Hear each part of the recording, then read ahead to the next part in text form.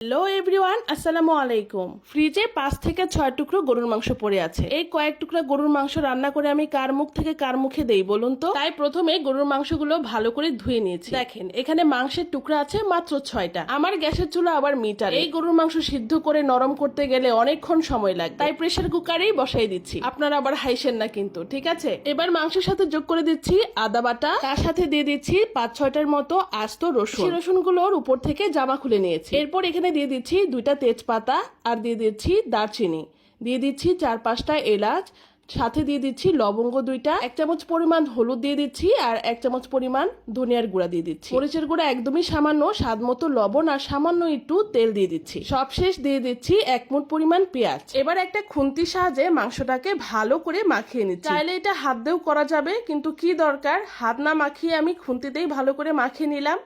এবার এখানে দিয়ে দিচ্ছি 1 কাপ পরিমাণ পানি। তো 1 কাপ পরিমাণ মনে হচ্ছে একটু কম হয়ে যাবে সিদ্ধ হতে, আরেকটু পানি দিয়ে দিচ্ছি। এবার প্রেসার কুকারে ঢাকনা লাগিয়ে চুলায় বসায় সিটি দিয়ে নিব 12 থেকে 15টা। দেখেন মাংসগুলো এতটাই নরম হয়েছে যে কাঠের খুন্তিও ভিতরে ঢুকে যাচ্ছে। এবার যে মাংসের সাথে অবশিষ্ট পানিটা আছে এটা টানিয়ে নিতে হবে। একটা তাওয়া বসাই দিচ্ছি, আর এখানে মাংসগুলো ঢেলে দিচ্ছি। এবার এই মাংস থেকে আস্ত রসুনগুলো আমি আলাদা করে তুলে রেখে দিব। এই রসুনটা পরে কাজে লাগাবো। তো এবার দাঁড়িয়ে থেকে মাংসের ঝোলটা একদম টানিয়ে নিতে হবে। একদম পুরা যখন হয়ে যাবে, মাংসের সাথে মশলাগুলো মাখা মাখা হয়ে গেলে নামিয়ে নিতে হবে। এবার আরেকটা শুকনো খোলা বসাই দিচ্ছি, আর এখানে সামান্য পরিমাণ তেল দিয়ে এখানে বেশ কিছুটা মরিচ ভেজে নিচ্ছি। শুকনো মরিচ ভাজার সময় একদম লো হিটে ভাজতে হয়, যেন ভিতর থেকে একদম হয়ে আসে। বেশি আঁচে ভাজলে কিন্তু মরিচগুলো খেতে আর মজা লাগে না। মরিচের সুন্দর ফ্লেভার যখন বের হবে তখন তুলে রেখে দিচ্ছি সাইডে। এবার আমার দরকার পড়বে আমার আদ্যিকালের বদ্যি বুড়িকে। সিদ্ধ করা মাংসগুলোকে আমি এখন পাটায় দিয়ে দিচ্ছি। এবার এগুলোকে ভালো করে ছেঁচে নিতে হবে।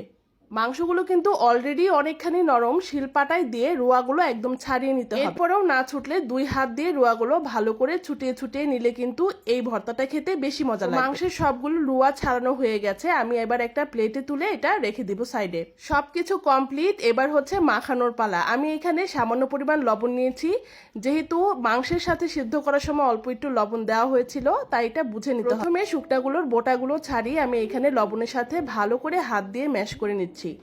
এরপর এখানে আমি সেই যে মাংসের সাথে আস্ত রসুনগুলো দিয়েছিলাম, এইগুলো টিপে ভিতর থেকে রোয়াগুলো বের করে নিচ্ছি। ভীষণ মজা লাগছে আমার এরকম টিপে ভিতর থেকে রসুনগুলো বের করতে। সবগুলো এক এক করে বের করে নিয়েছি। এবার আমি শুকনো মরিচের সাথে এই রসুনগুলো ভালো করে চটকে নিচ্ছি। কাঁচা পেঁয়াজ কুচি না দিলে মাংসের ভর্তাটা একদমই অসম্পূর্ণ রয়ে যাবে। এবার 1 মুঠ পরিমাণ পেঁয়াজ কুচি দিয়ে দিচ্ছি, সাথে দিয়ে দিচ্ছি স্বাদ মতো ধনেপাতা কুচি, আর অনেকখানি সরিষার তেল। এবার এটাকে ভালো করে মনের মাধুরী মিশিয়ে চটকে নিচ্ছি। পেঁয়াজগুলো ভালো করে চটকে নেওয়ার পরে আমি মাংসগুলো এখানে ভালো করে একদম মেখে নিচ্ছি। হাতে মাখানো ভর্তার টেস্ট কিন্তু অন্য লেভেলের হয়ে থাকে। ভালো করে চটকে মেখে নিলেই কিন্তু তৈরি আমার ঝাল ঝাল গরুর মাংসের ভর্তা। ঠিক একইভাবে কিন্তু আপনারা চাইলে মুরগির মাংস দিয়েও এই ভর্তাটা করে খেতে পারেন। এত মজা হয় এই ভর্তাটা, আমার তো নাকের পানি চোখের পানি এক হয়ে গিয়েছিল। তারপরও আমি নেশার মতো খাচ্ছি। আজ আর খাওয়ার ভিডিও দেখাচ্ছি না, গতকালকেই কিন্তু সেই ভিডিওটা দেখিয়েছি। বাসায় যদি অল্প একটু গরুর মাংস থাকে, আজকেই তৈরি করে ফেলতে পারেন এই গরুর মাংসের ভর্তা। আজ চলে যাচ্ছি, দেখা হবে নতুন কোনো রান্না নিয়ে নতুন কোনো ভিডিওতে। ততক্ষণ পর্যন্ত সবাই ভালো থাকবেন, সুস্থ থাকবেন। আল্লাহ হাফিজ, আসসালামু আলাইকুম।